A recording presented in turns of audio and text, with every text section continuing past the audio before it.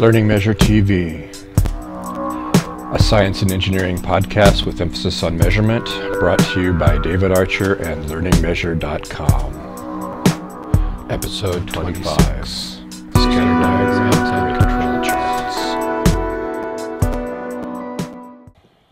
Hello. Hello. I'm David Archer of LearningMeasure.com.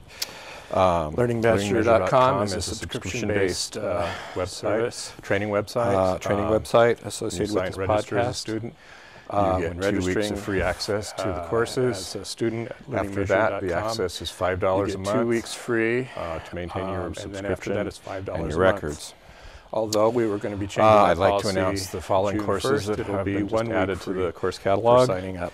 Quality 152, I'd like to tools, announce the following course maps added to the course catalog. Quality 153, Quality QC 155, tools, QC tools, scatter diagrams.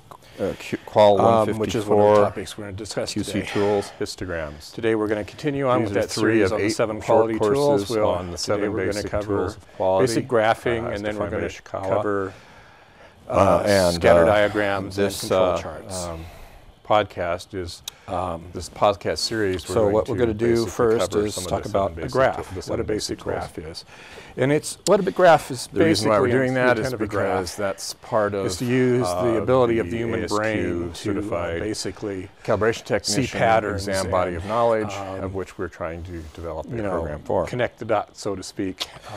Also, I want to announce that it's probably in that part June, of the human brain we're going to try to reduce the data. free trial period to 1 week. For instance, so one of the things you can do is a normal plot. Because we really need to. What you normally do is you have two axes that are marked off in some also units. They could be different that, units. We're going to have some new ways say, that you can offset the cost of your subscription 2, if you would like. 3. We are going to do some something or other. I would need to do the same thing here. Get some feedback forms together, and if you are interested, we can call the data here. Send us an email. It could be 2 different things. This could be but send an email saying temperature and length. We will could be whatever. Randomly pick people, and the way you plot a point is you have, let's say, you have people to send surveys to.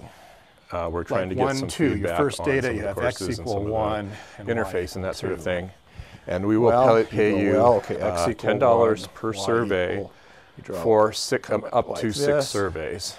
Then y so basically, for those who are picked randomly, you can get a year's subscription paid for if you'd like to use. That's what you might to use plot another point. Let's plot another one. Participating in the survey. So if you're interested, you need to send me an email. And you'd go, okay, 1, 2, 3. Info at learningmeasure.com. 0.5 is about here. And say that you are interested in taking part in the survey. And now, if this is a line graph, you just connect a few from there. Otherwise, you just leave them there. And you can present data that way. This is only going to be open to U.S. residents at the moment. Let's say we will probably expand this to the rest of the world shortly. Okay, so you go over to 1, 2, 3, 4. We're interested in getting feedback from U.S. residents. 3. And you make a point. So if you're interested in if this is a line graph, you can offset the cost of a year subscription if you would like. You don't necessarily want to do that. You might want to do that. We also are interested. One thing about a graph like this, you want your units to be sensible. Course materials. Like you don't want your points here, these tick marks as they're called, things to be like 1.1 and on 2.2 the website or something. If you're interested in developing some so things 1s, for us, 2s, 5s, that 10s, some sensical unit. Just same thing on this axis. That's coming. And sometimes there may be a grid. Today we're going to talk about filled in 3 of the 7 tools: the check sheet, the histogram, and the Pareto diagram or Pareto chart. In which case they're normally called grid lines. We'll start out with the check sheet. What is a check sheet? They make a grid. The check sheet is supposed to be a simple way to collect data. So it's easy to make graphs on graph paper. That's what its function is. Not things you would like draw some axes numeric and data the grid like would temperature be read for you, and then you can although it could be a range of plot points on range of temperatures. Of course, most people these days use computers to generate graphs. There's all kinds of tools out there. How many are in this category? Plot, come up with Excel, of course, different categories or classes that you're going to. There's a whole bunch of tools out there to just generate basic plots. Bin or binning, because you're putting things in. Now, what is a scatter diagram? Well, scatter diagram It's basically it's meant to be a simple tool. Just a normal graph. A simple tally sheet's probably the simplest one, where you just decide what the categories are, and then you just start counting what's in each category. Like I said, for instance, if you're a manufacturer of computers and all your computer models are named after fruits or something, and temperature, then you might have a tally sheet sort that of looks like thing this, where you're trying to find the relationship between two variables. You would just count. In this case, so what you would do, now again, the purpose for a scatter plot is to visually see if you can determine some sort of relationship. Your banana model might have some problems. Two things. Simple data collection. For instance, another example might be might show an example, might collect data on two variables at once. Like you want to see linear relationship with your manufacturing process, but it pretty much looks like manufacturing machines. And you want to see in this particular case, it looks like a line with positive slope. I mean, it's going from the lower right so to you the might upper, make a chart like lower this, left to the upper right, where you have its slope. In that case, if it looks like it's a line, and you say it's positively correlated, you have the machine, and then you have as one variable increases, the other variable increases. The defects, and then you total them now, just because two variables are correlated, that maybe that doesn't imply a causal relationship. Have a different problem. Maybe you notice. Here's an example at the beginning of the week. A set of everything's fine, but by Friday things are here's an example apart. Of maybe it is that graph on Monday there's no obvious correlation. Calibrates their machine, and by Friday the cal. Now there may actually be, you don't know. It could be that the range of data that you took recal their machines on Wednesday or something. But you don't know what the cause is yet. Wasn't wide enough to show the correlation. The other thing might be a location sheet. Let's say, or there may actually be no correlation chairs between data, and you wanted to find. You can't really tell from that. Characterize where defects. The other thing is you can here's an example of here's an example of a check sheet for doing that. Of course, there could be more complicated relations than just linear between data. And then you mark on the thing. And by the way, the negative everybody's experienced this who's rented a car going from the upper left to the lower right. You see that has negative. There's negative correlation. Typically, when someone goes around with a check sheet on a car with you and walks around the car and marks the locations of scratches. But there can be more complicated ones. For instance, you might know that the data, or maybe you don't know, but you look at the data, you might conclude a check sheet. Like this set of data here. Other thing is you can break up continuous data into bins, or maybe a sinusoidal relationship between the two variables. You can't really tell. You could say, well, how many defects? But you can actually do things like least squares fitting, determine things like what's the best fit parabola, what's the best fit sine wave through this data. And maybe you can learn something. So how the whole thing about check sheets, they're supposed to be simple ways of collecting data. Now, what I wanted to emphasize, this shows correlation. It doesn't show causality. It's meant for simple. It's not the case that if there's a correlation between two variables, that there's a causative relationship between them. How do you implement a check sheet? For instance, I'll give you an example. Well, first of all, you have to identify what problem you're going to try to investigate. If you have a gas station, you don't know what the problem is, and the gas station has a tree, and you measure the diameter of the tree and the this is probably price of gas some at the sort of same brainstorming session or something, but you need to write If you plot that on a scatter diagram, that you think it will look like there's a positive correlation between the price of gas and then and the diameter. Like I said, there's more complicated tools. Does that mean that somehow the tree growth is affecting the gas price? Not at all. It's supposed to be very simple. The two variables that you're measuring are a function of another decide what time. From all the factors that could gas prices tend to increase with time. You need to and so does diameter of tree trunks. The number that you're actually going to try to collect. But there's no causative relationship. And once you have the categories, the tree trunk size and the price of gas. Collect data so even though there might be a correlation between the data, one shouldn't and there are no fast rules jump to the conclusion that there's some sort of causal relationship between them. It might not be the case at all. And to show causality, you have to figure out a mechanism. And if you can just show a mechanism, and then that the mechanism predicts the correlation you see, you have making a strong case then an important that you have a causative relationship. Is training. Now, first of all, basically everyone who's collecting data there's should all understand kinds of why the data is data that you can do that type of probably should be part of the training. Chart on. Now, the one thing you have to be careful trained in how to use the check sheet. Is if you have a chart, if it's so complicated that it takes more than, I don't know, 5 minutes, a scatter plot, to use the check sheet is probably too complicated. It's meant to be a simple process for collecting data. There may be a problem there. You need to make sure that your people may not actually be a line like that. What what the defect is. It might be something else. It could be that they the don't scale know is how to compressed. recognize the defect. But this is the units are too coarse in this direction. The most important thing is they have to if you like expand this 10 times and you get something like this. That more than anything is you've got to make sure that they're trained in.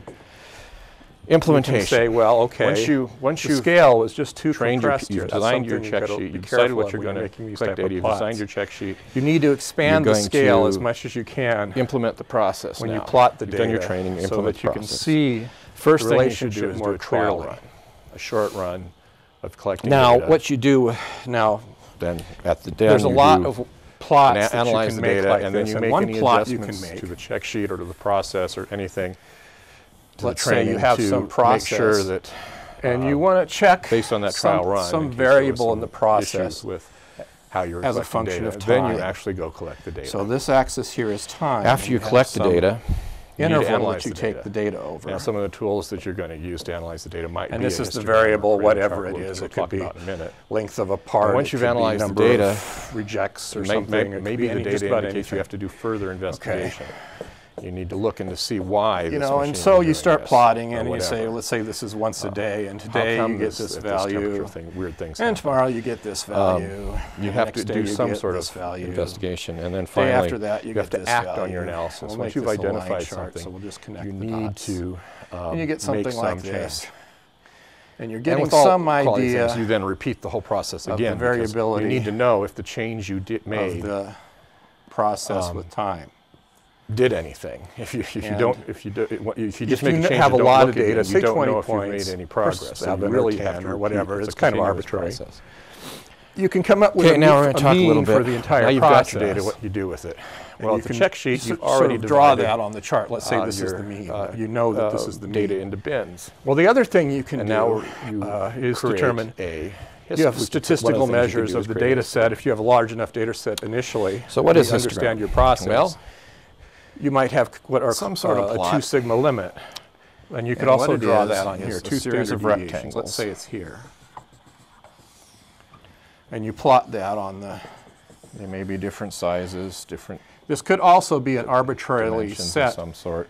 limit that you're trying to shoot for if you don't know the actual variability of the process. Now, this particular case, we're going to be looking at continuous ranges where the categories are some sort of continuous data like, and this is called the upper control limit.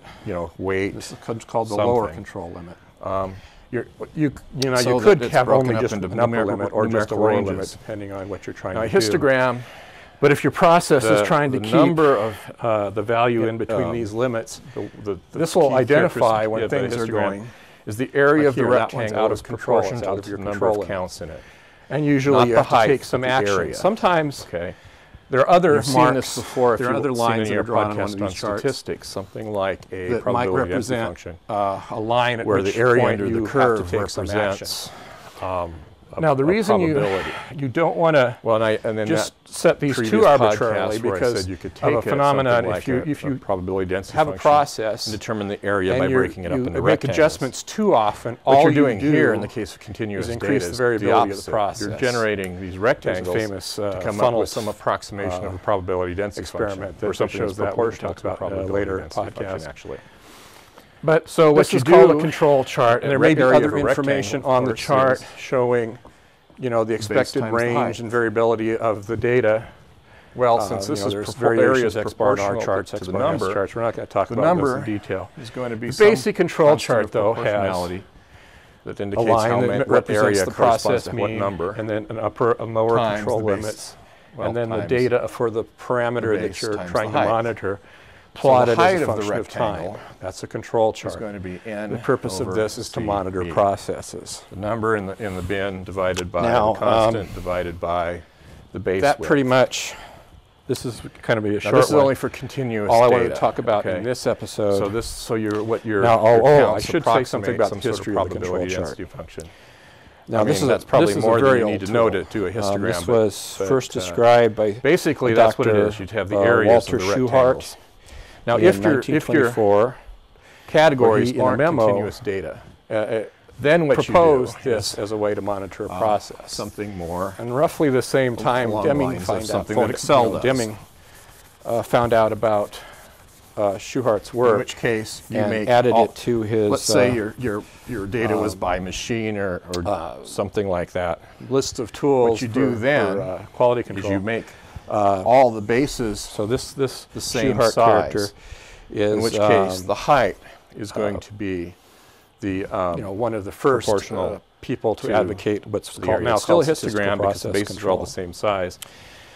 But you would do something like this now. This episode. And this is I'm what probably Excel not going to go and do another. I'm not going to finish. You will break it up into 7th classes, and it might cause do and effect something diagrams, like which I'm not going to do right away. I've got all the bases are rough, mind. Or what I'm probably going to exactly do the next same week size. is I want to go a little bit further into, or next time. You put listed labels for the categories under here. And notice I don't have the rectangles touching. Data in graphical formats. That can tell you at a glance by looking at a histogram like this, also called a bar chart. A bar chart is a histogram where all the bases are equal. Presenting data in graphical formats. Or represent discrete categories. Unless one of you guys, when you draw this chart, you separate each of the rectangles by some space. Send me one of your suggestions. Quick visual indication that this is discrete data that if you're you want collecting, to be on the podcast, data. Show yourself. So if you just look at a bar chart like this and you see gaps there, send me an that email basically is telling you discrete categories, not and if you have a question, any question at all, send it at questions@learningmeasure.tv. And so what can you do with questions, or you have some video you would like to one of these histograms ask a question or whatever? As I was saying before, please feel free to do that. That's it for with continuous range data, which I'll talk about now for a little bit. Goodbye. You can do more than with this data. This tells you counts in categories, and it's useful because it does tell you how the data is distributed among the categories. You can learn a little bit more from continuous range data. For instance, you can quickly look at the distribution, come up with an estimate of the center and the width. Like this particular one here, you're going to see the center is fairly obvious, and you can basically say what the width is. You can quickly see if there are any outliers. If you see this nice bell curve and then you got a point way over here, that's probably an outlier of some sort. An outlier is a point that comes from a different distribution. It may not be an outlier. It might just be statistically it's, every once in a while something's going to come out there, but maybe it's data that you don't really need to look at because it's not really part of the distribution you're trying to measure. The other thing you can look at is the number of modes. Modes are basically peaks in the probability density function. It's local maxima of the distribution. For instance, you could have 1, 2, or 3 modes. Here's an example of a bimodal distribution. It means there are 2 modes. It looks like there's 2 peaks to the distribution, separated for some reason. That in itself does tell you something about the data set that you're taking. Now, once you've got, the other thing you can look at is something called skew. Here's an example of a plot that has some skew to it, which means basically the distribution's not symmetrical. It's sort of skewed to one side. Most of the data is on one side or the other. There's actually, and I think we went over it in a previous podcast, there is a statistical concept called skew where you put a number to it, but with these histograms you can sort of see real quick if the data is skewed. Okay, Pareto diagram. Okay. First of all, I'm going to say a little bit about Pareto. This guy's Pareto here. He lived from 1848 to 1923. He was probably best known as an economist, but he also did other things, sociologist, philosopher, that sort of thing. He has a PhD in engineering. Probably best known for, best attributed to him is the 80-20 rule, where he actually sort of made the statement that about Italy, that 80% of the wealth was held by 20% of the individuals. That's what he was basically famous for. He was part of the government of Mussolini, and he did praise some of the accomplishments of the fascists. He was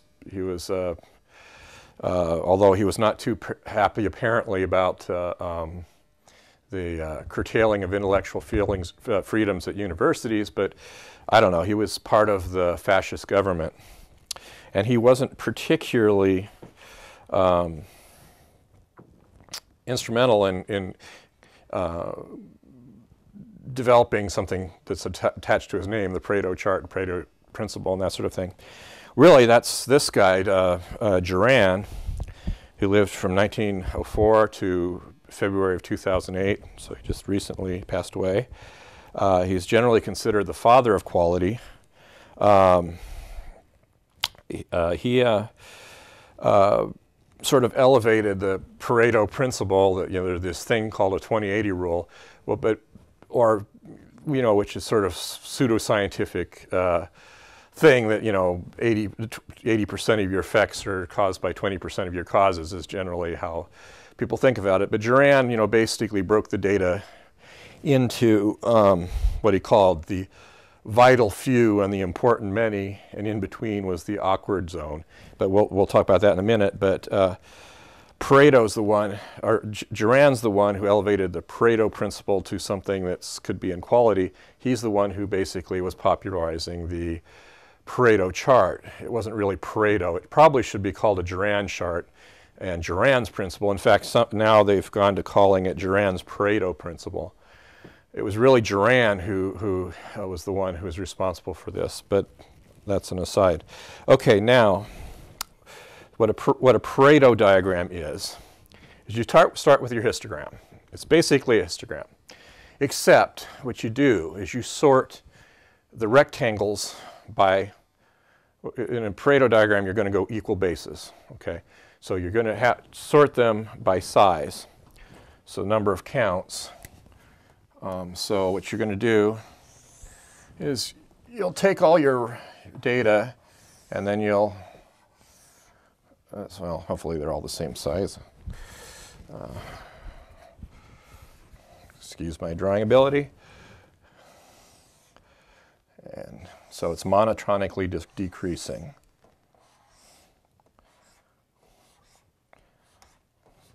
And then so this over here, axis over here, you're going to have your category names down here. Let's call them 1, 2, 3 just for, but they could be anything. This could be, color or weight or some such thing. And the weight, in this case now, this axis is going to be counts, So this will be like N1, this will be N2, whatever this is. Okay. N3 all the way down to whatever, which is the number of counts in each bin. Then the next thing you do is you come up and you add up all of them, you come up with some number, N total. It's going to be N1 plus N2 plus. And then you compute, for the first bin, you compute N1 over NT times 100 to get percent. And on the other side, you have a chart that goes from basically 0 to 100%. And let's say this was, I don't know, 10% of the data. Let's say this first one is 10%. So you'd go, well, okay, that's about 10. You'd plot that point here. Then you go, okay, for this one, you're going to want a cumulative total. The next plot you point is N1 plus N2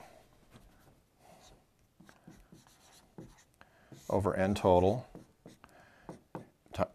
times 100, and then you would plot that point. Okay, and then the next point you would go N1 plus N2 plus N3 divided by NT times 100, and then you plot that one. And you can get the general idea, then you connect the dots. So it might look like this.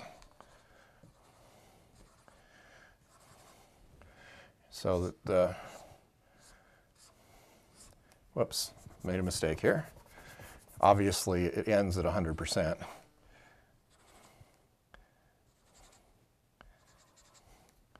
So then you connect the dots. And that is your basic Pareto chart. Of course, that's probably not how that looks for this data, but you get the idea. Now, what Duran wanted to do is separate the data into what he called the vital few and the important many. And what you do is you look for knees, which are places where slope changes happen. If you look at here, this sort of somewhere, if you sort of look at the graph, there looks like there's like two slopes here. And this region right here, he would have labeled something like the awkward zone. But in here, this is you draw a line here. Everything to here is the vital few, and this way is the important many. And the whole idea is you want to spend your time solving problems on this side, not over here. It's not often the case that a Pareto principle will be involved. In other words, that the majority of your effects are caused by a small number of the causes. This data, actually, if you look at this data, it doesn't have that property. But there are some data sets that do. And what it does, what the Pareto diagram does for you, is it tells you where the most important places to look. You know, where the biggest return on investment in your investigation is going to be. That's the real purpose of the Pareto chart. So, and Pareto analysis is to basically identify what those causes are. Okay, that's it for this week. That's what I wanted to talk about. Next time we'll continue on with this series until we're finished. But we really do have an interview scheduled. But it might not happen by the next time. So if there's an interview, there might be in there. Also, so if you have any suggestions for what you want to see here, send us an email at suggestions@learningmeasure.tv. If you have any questions that you'd like answered, you could even do a video question. We'd love to get a video question, or even a suggestion. Send it to questions@learningmeasure.tv. And if you want to be part of our consultant network, or you want to be on the podcast to show your product or whatever, or want to just be on here, do a technical talk, or even if you're, like I said, near retirement or retired and would like to pass on your knowledge, send us a call at vendors@learningmeasure.tv and tell us what you have in mind. That's it for this week. I'll see you next time.